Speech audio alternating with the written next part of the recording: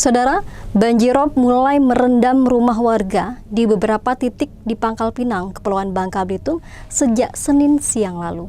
Hal ini disebabkan oleh hujan lebat disertai air pasang yang membuat air sungai meluap.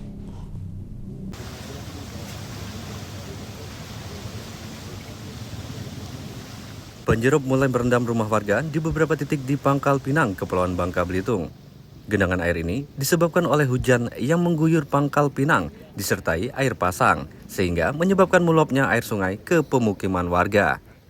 Menurut keterangan warga, hujan mulai mengguyur di wilayah Pangkal Pinang sejak Senin siang. Pada sore harinya, air mulai naik ke teras rumah warga. Saat malam, air mulai masuk dan menggenang rumah warga. Kalau warga-warga sih mulai mungkin dari daerah belakang tuh lah mulai evakuasi lah belakang tuh gitu. Ini masalah nih kan kita ini kan gara-gara tanggul yang roboh ini kan lah Dinding talut, Pak. dinding talut ini kan kalau misal kayak gini ini kan aman nih, masih bisa walaupun dia ini kan tidak kayak gini kayak gitu. Ini sekarang lah roboh lah 3 tahun tidak dibener-benerin. Ini berpotensi untuk air yang tadinya banjir dari siang tadi sampai sore tadi yang masih mengenangi masyarakat, masih berpotensi mengenangi rumah masyarakat dikarenakan posisi air laut masih dalam keadaan pasang. Hingga kini tercatat setidaknya 10 kelurahan terdampak banjir dengan ketinggian air 40 hingga 50 cm.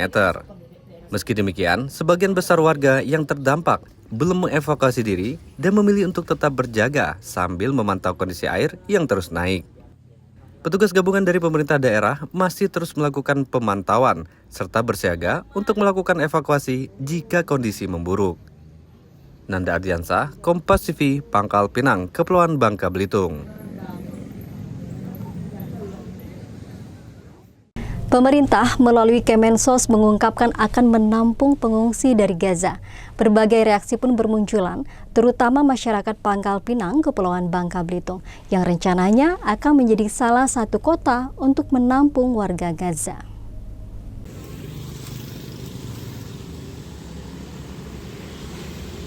Pemerintah Indonesia yang digagas oleh Presiden Prabowo menyatakan bersedia menampung para pengungsi dari Gaza, Palestina di Indonesia. Hal ini juga telah disampaikan oleh Mensos Saifullah Yusuf pada 17 April lalu. Hal ini memunculkan berbagai reaksi dari masyarakat, terutama masyarakat Pangkal Pinang, yang mana Pangkal Pinang menjadi salah satu daerah yang akan menjadi tempat penampungan pengungsi warga Gaza. Menurut saya lebih baik jangan, karena balik lagi ya, kita sendiri di masyarakat di Pangkal Pinang mungkin masih banyak yang hidupnya kurang layak, kurang pantas, susah dan sebagainya gitu. Kenapa tidak dialokasikan ke warga-warga lokal terlebih dahulu daripada, ya mohon maaf, ini kita sebut aja walaupun masih saudara seagama kita, ya mereka itu outsider gitu, bukan orang kita gitu. Akan tetapi pemerintah juga harus bisa berpikir jangka panjang bahwa jika dia diungsikan di Provinsi Kepulauan Bangka Belitung dan khususnya Kota Pangkal Pinang, mereka juga harus bisa mencari cara agar para pengungsi juga dapat beraktivitas. Sedangkan kalau di Kota Pangkal Pinang sendiri, saya rasa juga mengalami kekurangan lahan lah ya. Nah, itu menjadi dilema.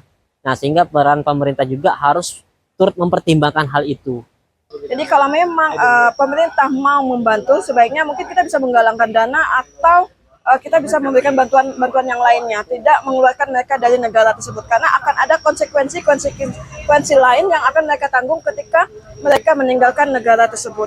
Oh ya enggak lah, untuk masyarakat di Bangka Belitung juga banyaknya susah, apalagi dari sana dibawa ke sini ya.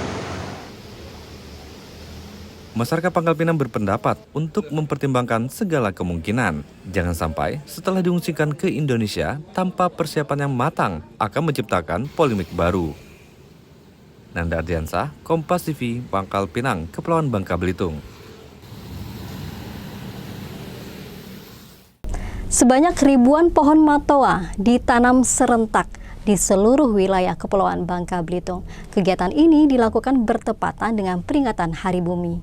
Ini merupakan salah satu upaya penghijauan kembali lahan-lahan yang telah rusak akibat aktivitas pertambangan timah yang telah berlangsung selama bertahun-tahun. Terima kasih juga kami aturkan yang tak terhingga. Dalam rangka memperingati Hari Bumi, sebanyak 2.750 pohon matoa ditanam di wilayah Kepulauan Bangka Belitung. Aksi ini merupakan bagian dari upaya penghijauan kembali lahan yang rusak akibat aktivitas pertambangan timah yang telah berlangsung selama bertahun-tahun. Kegiatan penanaman melibatkan berbagai pihak. Fokus utama dari program ini adalah pemulihan ekosistem dan peningkatan kesadaran masyarakat akan pentingnya menjaga kelestarian alam. Pohon matoa dipilih karena merupakan salah satu tanaman endemik Indonesia serta memiliki nilai ekonomis yang cukup tinggi. Buahnya digemari karena rasanya yang manis dan menyegarkan, sementara kayunya juga dapat dimanfaatkan.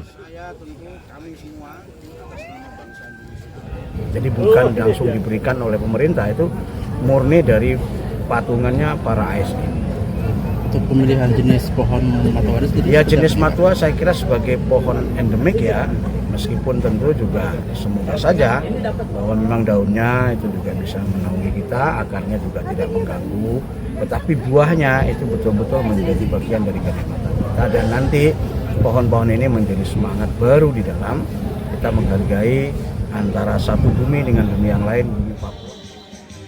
Diharapkan, dengan adanya inisiatif ini, lahan-lahan kritis di Bangka Belitung dapat kembali hijau dan berfungsi sebagai penyangga ekosistem yang sehat, sekaligus memberi manfaat ekonomi jangka panjang bagi masyarakat setempat.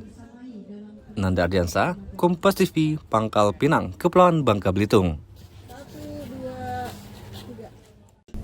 Saudara, demikian beragam Kompas News Bangka Belitung sepekan hari ini. Saya Meita Janiarti, mewakili tim redaksi Kompas TV Bangka, undur diri. Jangan lupa nantikan selalu Kompas News Bangka Belitung sepekan setiap Minggu dan Senin pukul 6 pagi waktu Indonesia Barat. Kompas TV, independen, terpercaya. Sampai jumpa.